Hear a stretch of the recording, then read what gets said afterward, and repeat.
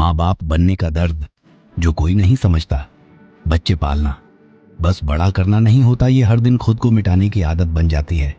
अपनी ख्वाहिशों की लाश पर बच्चों के सपनों का घर बनाना पड़ता है।